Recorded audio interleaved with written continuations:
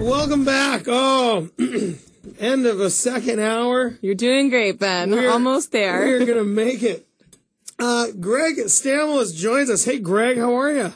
Very good. How are you? Good. You know, we're happy to have you. Greg Stamolis has actually been ranked one of the top 10 Windermere Northwest agents.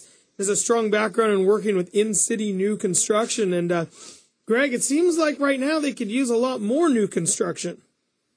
That's true. There's a shortage of supply for in-city new construction. I live in the Ballard area, and there's not as much being built for sale, but quite a few things being built to rent. And so when you say that, you're talking about, I would imagine, apartment buildings. Yeah, mostly apartment buildings that are being built right now. And so when you talk about new construction inventory really in the city, I mean, where's the land coming from? I mean, there's not a lot of empty plots out there. Yeah. Not a lot of empty plots. Where it's coming from is small multifamily buildings that have the zoning that allow higher density.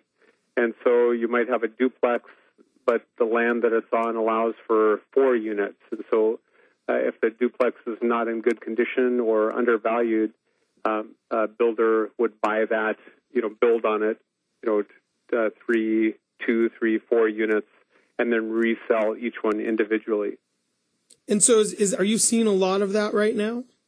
Not a lot. I know builders are trying, but the supply for land is low, and it can't be too expensive, or else the expense is just passed on to the buyers, and you don't want to build something that the local market can't support.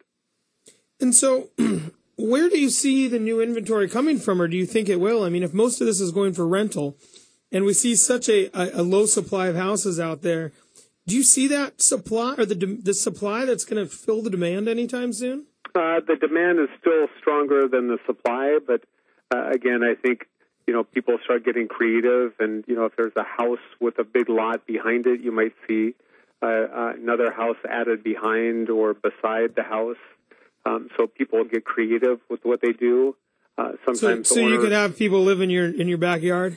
They could, yeah, split the lot and do something like that if the zoning allows or the lot size allows for that. And if your wife will allow you to? Yeah, again, it doesn't work in many circumstances, but if it does, they'll find a way to try to make it work. Yeah. What are some of those most popular areas, though, that seem to be, I guess, going through this almost like a facelift of a city, it would seem? Ballard's very popular. You have a good commercial core, and you have a lot of things, stores, jobs, transportation, everything close by. It's close to the city. Queen Anne, Magnolia, Green Lake, those are all strong areas. And those all seem to be the areas with kind of the least amount of houses for sale, aren't they? Yeah, they are. Yeah, the demand is strong, and quite a few buyers in the area. And if something is priced right, you'll get usually a couple offers on it, pre-inspections, things like that. The market is pretty strong for those. For those areas, what's drawing people? I mean, you talked about kind of the core. There's some pretty good attributes to those areas.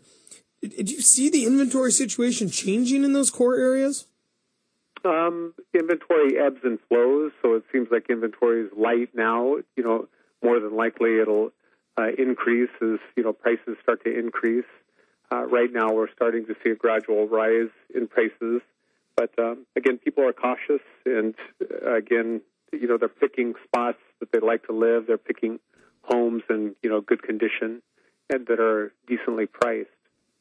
And are there a lot of houses that are in condition that are decently priced? Sounds like an oxymoron right now. Yeah, it's not a lot, but there's some, and the ones that are good, few people go after, and again, the ones that aren't good or that are priced a little high tend to sit on the market. Yeah, and I mean, it seems that sitting on the market.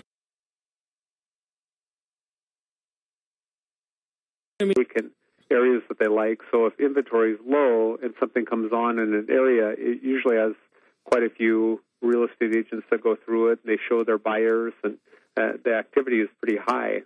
Yeah, I mean, I've been through a house recently, And there must have been like 60 real estate agent cards that sold in 4 days. Mm-hmm.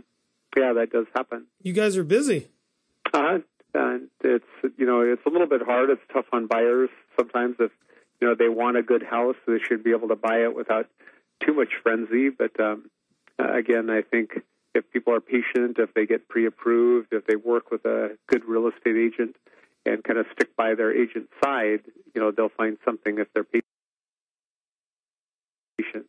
Yeah, do you find that we're here with Greg Stamolis with Windermere Real Estate. Greg, we just have about a minute left, but do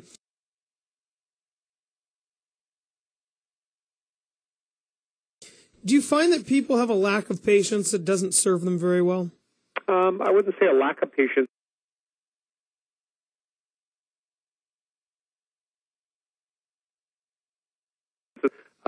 There's buyers that have been, beaten out of a house. Yeah, it seems to be a trend. We've been talking a lot about it, the lack of inventory and what it would take to to bring more sellers to wanting to sell. And it seems that either more appreciation might be the thing to do it. Mm-hmm. I think so too. Well, Greg, we do have to go to break. Thanks so much for joining us. Really appreciate it. But when we come back, hey, we're going to talk a little bit more about the real estate industry and what's going on, how to help people. Greg, will you stick around?